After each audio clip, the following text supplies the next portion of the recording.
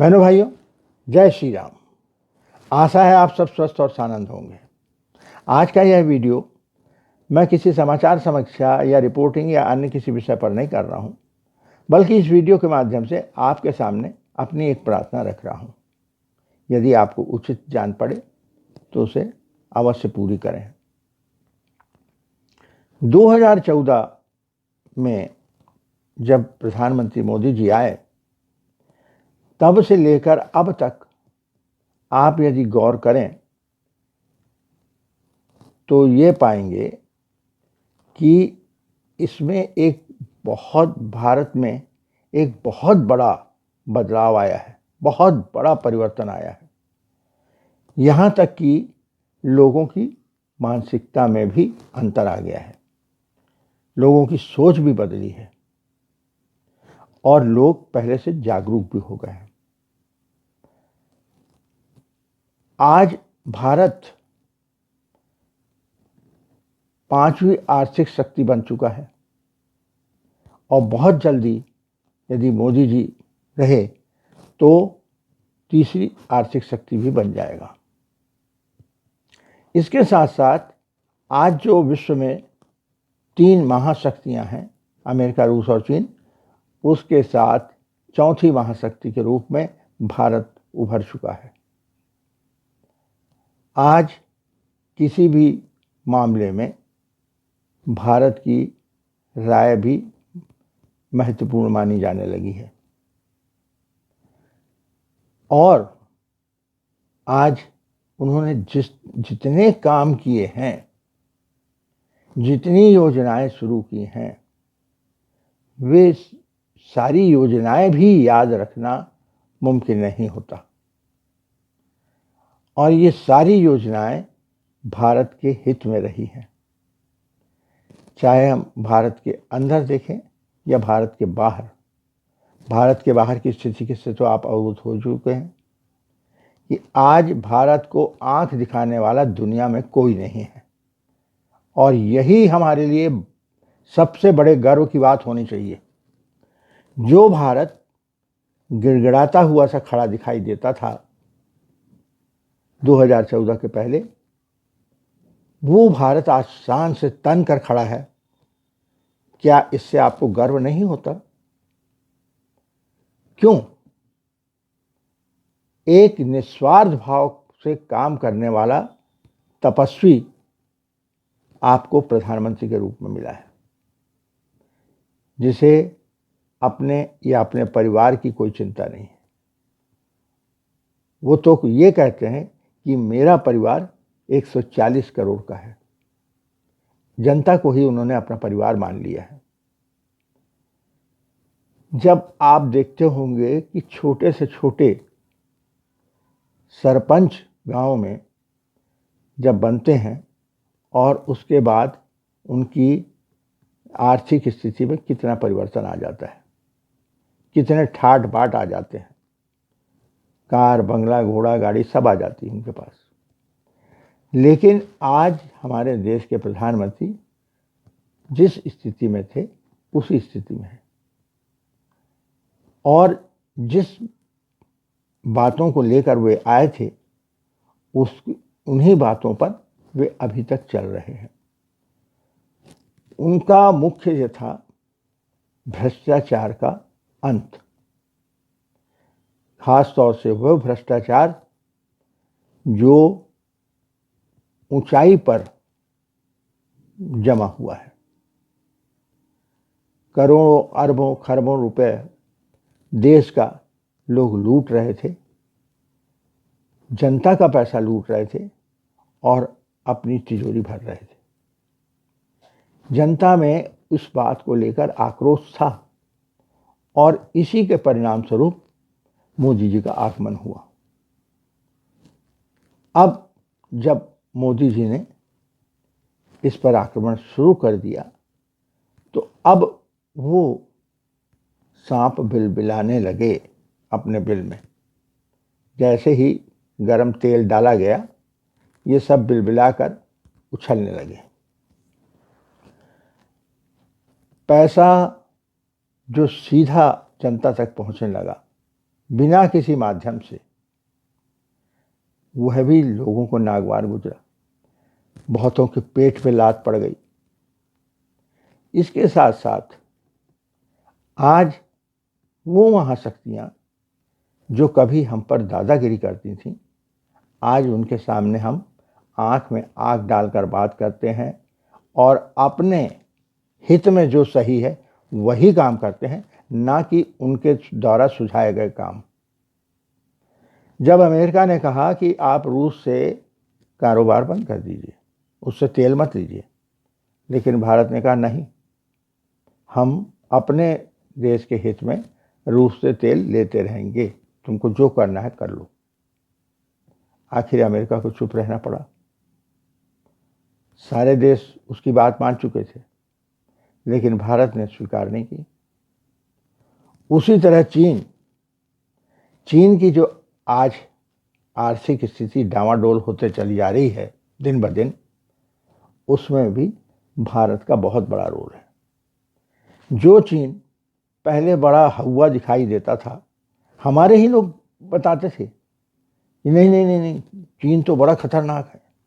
ऐसी एक मतलब नैरेटिव बना दिया गया था, लोगों के मन में बैठ गई थी बात कि पाकिस्तान तो चलो ठीक है आपने हरा लिया, मगर चीन कहीं आ गया तो बड़ी मुश्किल हो जाएगी, चीन से आप नहीं टकरा सकते। लेकिन आज उसकी पोल खोल दी भारत ने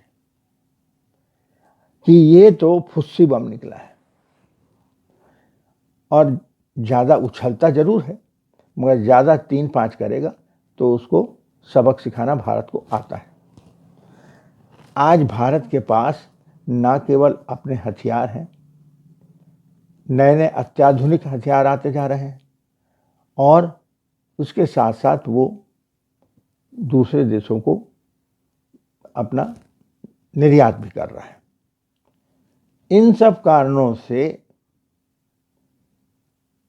न केवल देश में बल्कि दुनिया में मोदी जी के दुश्मन खड़े हो गए, और ये मामूली दुश्मन नहीं है।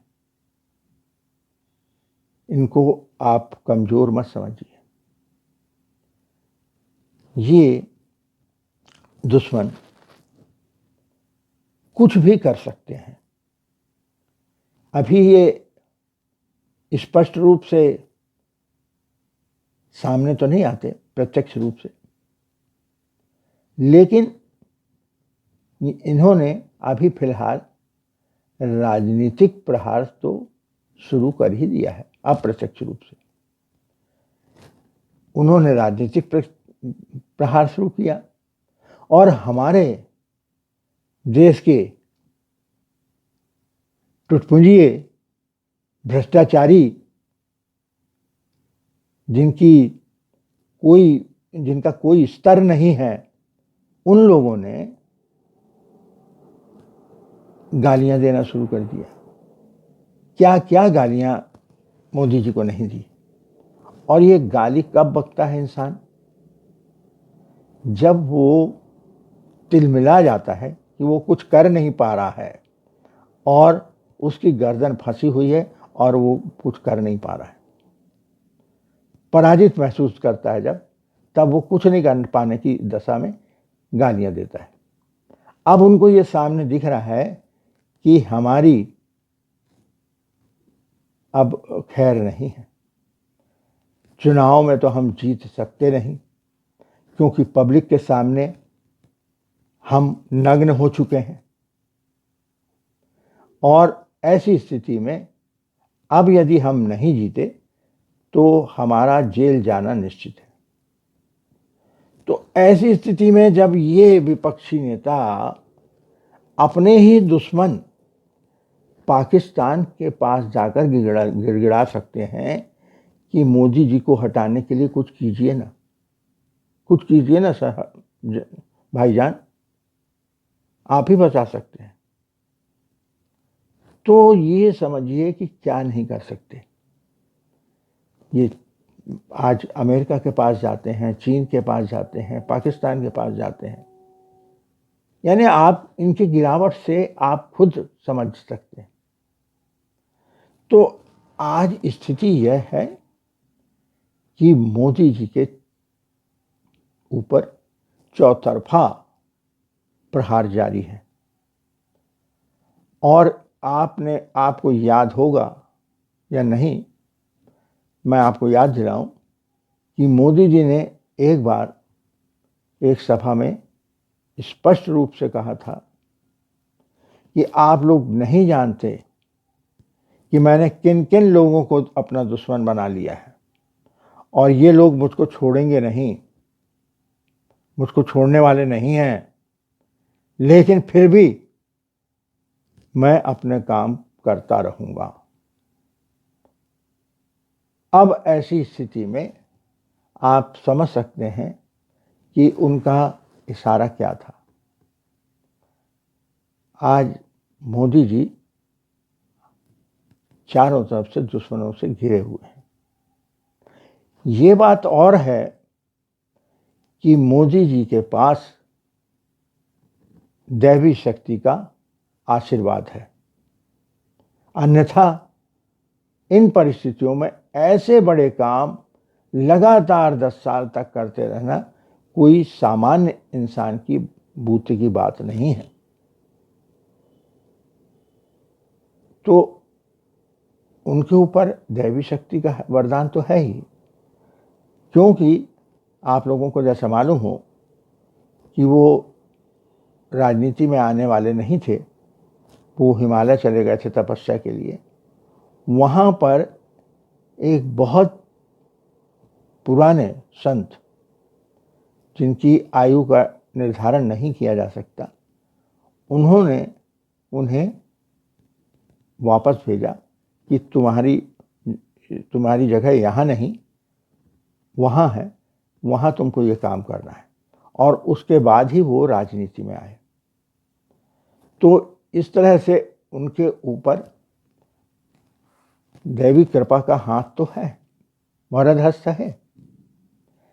तो सुरक्षा कवच उनके ऊपर बना ही हुआ है। इसके साथ साथ कई संत सन्यासी उनकी सुरक्षा के लिए यज्ञ पूजन लगातार करते चले आ रहे हैं। लेकिन क्या हमारा भी कर्तव्य यह नहीं होता कि जो हमारे लिए दिन रात खट रहा है उसके प्रति हमारा भी कुछ कर्तव्य है, हम भी उसके लिए कुछ करें। तो यद्यपि देखिए, आज हम बोलेंगे कि हम क्या कर सकते हैं, जी हाँ, सही कह रहा, लेकिन आप याद कीजिए द्वापर युग की बात, जब इंद्रदेव ने भारी वर्षा शुरू कर दी थी, तब वृंदावन की रक्षा के लिए भगवान कृष्ण ने गोवर्धन पर्वत उठा लिया था एक उंगली पर। तो उस समय पर्वत तो उठाया था कृष्ण भगवान ने, लेकिन ग्वाल बाल अपनी लकुटिया को लेकर पहाड़ पर लगाकर खड़े हो गए कि भाई हम भी सहारा दे रहे हैं। तो उसी तरह से हम भी तो वो ग्वाल वाले बनकर कुछ कर सकते हैं।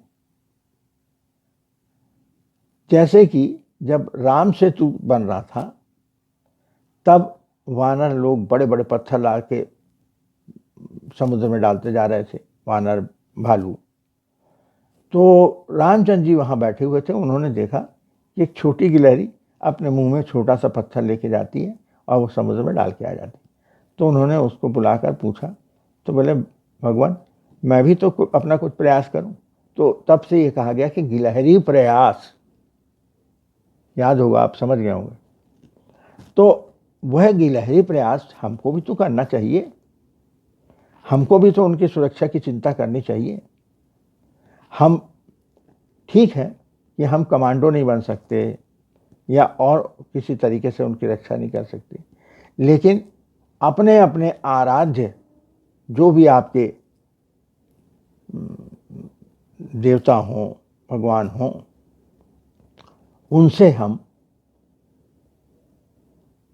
मोदी जी की सुरक्षा के लिए प्रार्थना करें, उनकी जीवन रक्षा के लिए, उनके स्वास्थ्य के लिए प्रार्थना करें, उनके अच्छे बने रहने के लिए प्रार्थना करें। इतना तो हम कम से कम कर सकते हैं। अपने लिए तो हम हमेशा भगवान से मांगते रहते हैं, मांगते हैं ना कि भगवान आज हमको ये दे दे, भगवान आज वो दे दे। भगवान के साथ आपने हाथ जोड़ा है, लेकिन आप कभी किसी दूसरे के लिए भी कर मांग कर देखिए, आपको स्वयं जो अनुभव होगा वो परम सुख देने वाला प्राप्त होगा। और भगवान इसी बात से संतुष्ट होते हैं कि जब इंसान अपने लिए नहीं बल्कि दूसरों के लिए सोचता है। अपने लिए तो जानवर भी जीता है,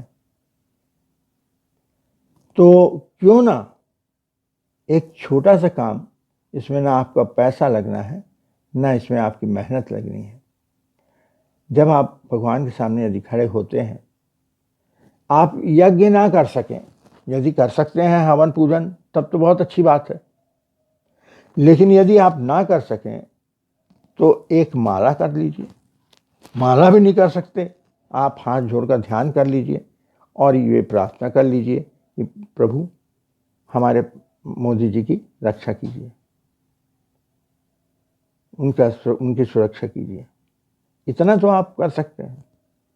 यदि आप राष्ट्रभक्त हैं, यदि आप मोदी भक्त हैं, यदि आप मोदी जी के प्रशंसक हैं, मोदी जी के समर्थक हैं और आप देश को आगे बढ़ता देखना चाहते हैं और इन गलीच लोगों के हाथ में सत्ता देना नहीं चाहते, जिन लोगों ने देश को लूटा, चूसा और बर्बाद कर दिया, अगर उनके हाथ में नहीं देना चाहते तो कम से कम आप इतनी प्रार्थना जरूर कर लीजिए। और साथ ही 400 पार की प्रार्थना भी कर लें तो और बड़ी बात हो जाएगी, बहुत अच्छा होगा, सोने में सुहागा हो जाएगा ये तो। यद्यपि आपको मैं बता दूं कि 400 पार निश्चित रूप से होने वाला है, चाहे ये आपके राजनीतिक पंडित कुछ भी कहें। मगर मैं आपको कह रहा हूं कि 404 से लेकर 416 आज की तारीख में निश्चित रूप से प्राप्त होने वाले हैं। तो आपसे यही प्रार्थना लेकर मैं आया हूं। आशा करता हूं, बल्कि विश्वास रखता हूं कि आप अपना 2 मिनट भगवान के सामने जब खड़े होते हैं तो उसके लिए मोदी जी के लिए भी प्रार्थना कर लीजिए। उनको आज आपके इस सुरक्षा कवच की बहुत आवश्यकता है और मोदी जी की आवश्यकता इस देश को है, हमको है, हम सबको है, क्योंकि आपने इसमें स्वयं ने बदलाव देखे हैं। तो यदि आपको मेरी बात उचित लगी हो तो इसे आप जरूर करें। आज यहीं पर विराम दूंगा और आपसे बार बार मैं कहते जा रहा हूं कि कृपया इसे लाइक जरूर करें, शेयर जरूर करें, ताकि अधिक से अधिक लोग इससे लाभ उठाएं। और यदि आपने सब्सक्राइब नहीं किया हो तो सब्सक्राइब भी कर लें, तो इसमें सोने में सुहागा हो जाएगा। बहुत बहुत धन्यवाद आपका। जय श्री राम।